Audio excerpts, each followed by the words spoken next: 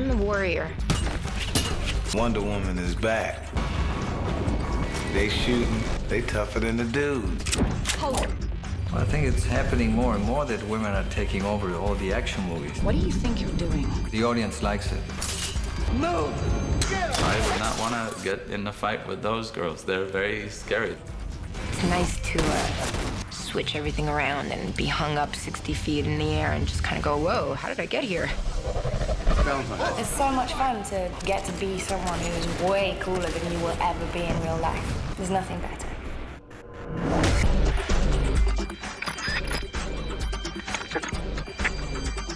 In effect, women are the perfect warriors. They're small, thin, fast, and they're light, which equals to speed. How is it possible for this little girl to beat up this big guy? Well, you know what? If you train hard enough and you're talented enough and you've just got that love for what you're doing, you could beat anything. It's just the way it is.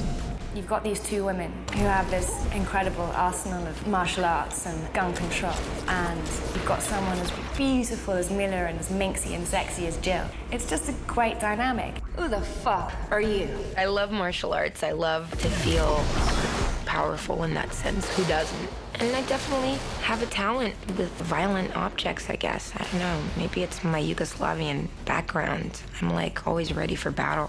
That barbarian thing coming back from the abyss of my DNA. Try to hit him in the head. I think I'm definitely very independent-minded. I've always done my own thing and supported myself and gone against what other people thought I should have done and stuck to my own path. So in a way, I'm probably as pig-headed as Jill. I'll take care of it myself. I enjoyed working with the girls, and especially the look they had with all their guns and all that, and doing scenes that before it was only done by men. Hold. And I think it's a great image that they're putting out there to tell the guys, look, we can do it too. We can kick, we can do all those stunts and fire at the same time. And I think that's the fun part of it.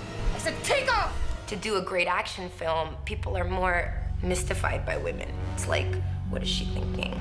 How did she get here? With a man, it's kind of all obvious. It's all out in the open. Women hide things.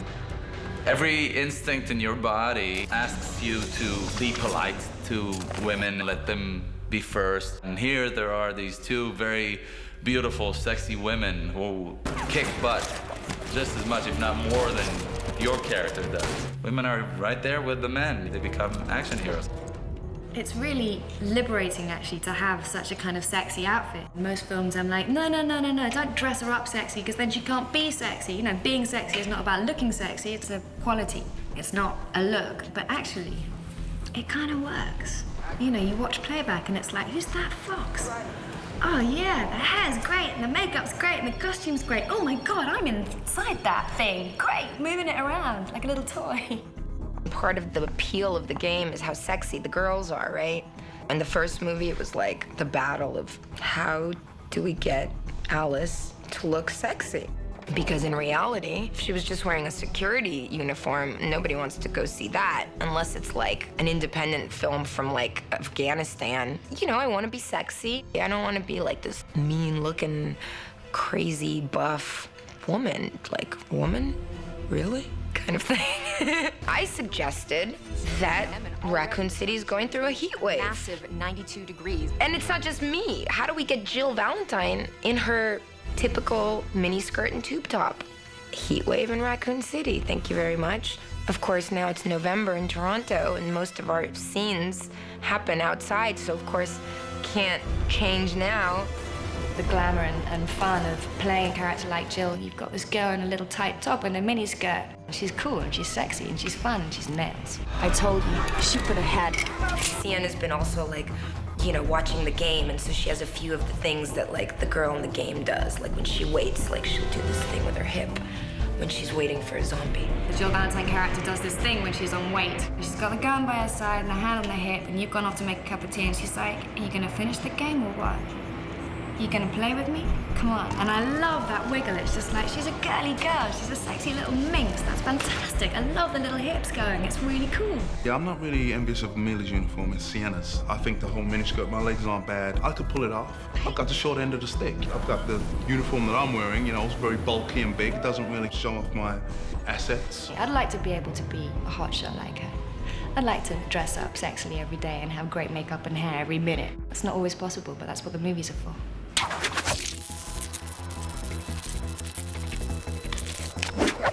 The most exciting thing in this film is the metamorphosis of Mila Jovovich into an unstoppable killing machine. She would train 3 or 4 hours a day, sometimes 5 hours a day. We had her training with a couple of top martial artists. She physically was just in condition. She was just cut. Her muscles were just rippled. I was looking at her thinking, damn, I need to work out. You really believe her as this evolving super weapon, which is what her character is. I'm most impressed with is Mila's work as far as the fight scenes that she's doing. She does some unbelievable things in this movie. Fighting the hugest creature, doing incredible feat with guns and knives and sticks and riding motorcycles and jumping through windows. Unbelievable stuff. Mila's complete dedication were behind her 100%. One more time. One more time. She worked with unbelievable diligence and just enormous energy. My body's definitely taken a beating on this because I don't have the 14 years ahead to get to this level, to do the back heel spin kick and the super jump backwards side kick. I'm like, okay, whatever. We started getting used to each other before we came to shooting it. As far as her size and my size, I mean, I can adjust. Just from martial arts training, you know, you train with people of all sizes. And that really was a problem for her. It definitely wasn't a problem for me. Wonderful, sweet Matt. He's so sweet with me because he makes me feel like the toughest girl in the world, man. Like, I'll be like rehearsing the nemesis fight with Matt, and I'll just be like, and then I'll like, yeah. Yeah, that's right, Matt. Sienna has been working extremely hard as well, really getting fit, weapons training and all these things. Been working with a personal trainer for an hour every day, running for an hour every day, and doing commando training and a mixture of martial arts as well. It took about 2 weeks to get a bit of muscle. I'm like, where is it? A little bit of muscle definition. This job is not for everybody. It's not for the weak at heart.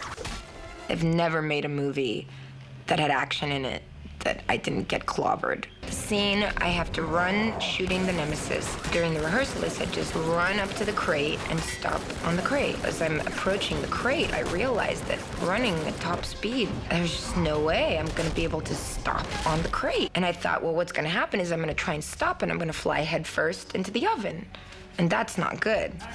I jump up onto the oven, and of course, as soon as my foot touches the surface, it just goes, and I completely wiped out. Did you at least get that on film? It was one of those like silent pain moments that it was like so painful that I couldn't do anything. Just have to try not to cry at that point. What time is it?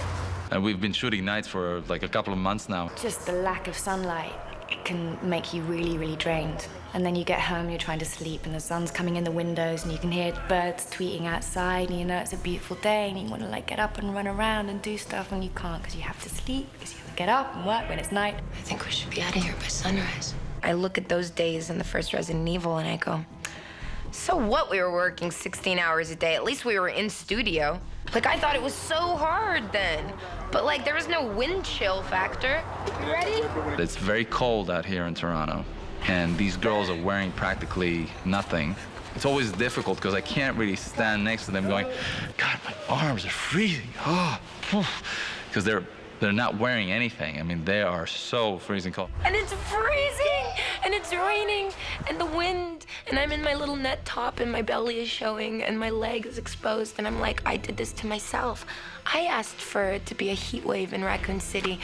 Thank you, Mila. Thank you. You really did it this time. These action films, man, they're hard. I've been freezing, wounded, bleeding. It's a wonder that I haven't gotten sick, and the only reason I haven't is because every night I go to sleep, I say in a clear, loud voice, you will not get sick. I'm not contagious. I think it's just willpower alone. Run. Just go! But it's cool. I mean, listen, if this was easy, more people would be doing it.